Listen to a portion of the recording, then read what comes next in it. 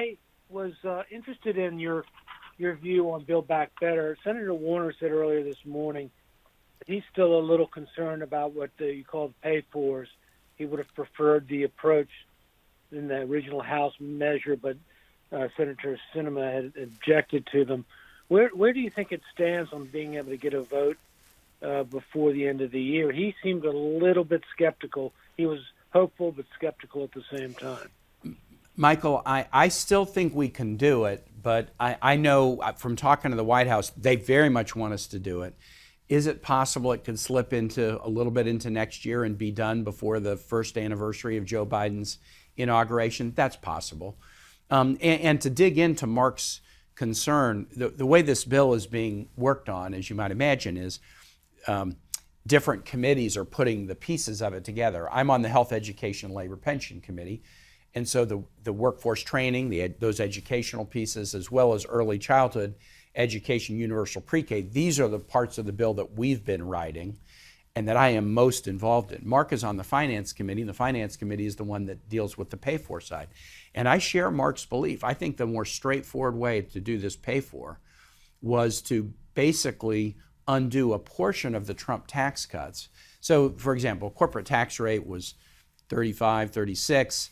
The Trump tax cut took it down to 21 in 2017. I was in dialogue with Virginia corporations during that time, and they were asking that the corporate tax rate be reduced, but they were saying reduce it to 27 or 26. No one was even coming and saying you should reduce it to 21. So to me, it would seem like an easy way to do the pay for this bill would be to take, for example, the corporate tax rate back up to 25 or 26.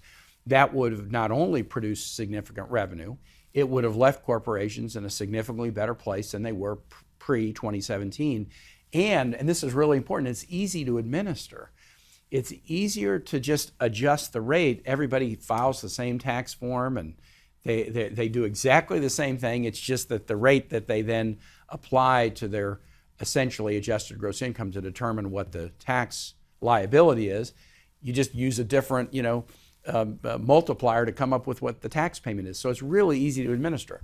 Instead, we do have colleagues who say, no, we will not retract any of the Trump tax cuts. Well, then you have to find other pay-fors, including new pay-fors that have never been administered by the IRS. And there's always going to be some downstream consequence that you didn't think of or some administrative challenge that you didn't think of when you try something new. So with Mark, I strongly believe the better approach would have been to just go part of the way back, probably on both the individual and the corporate tax rate.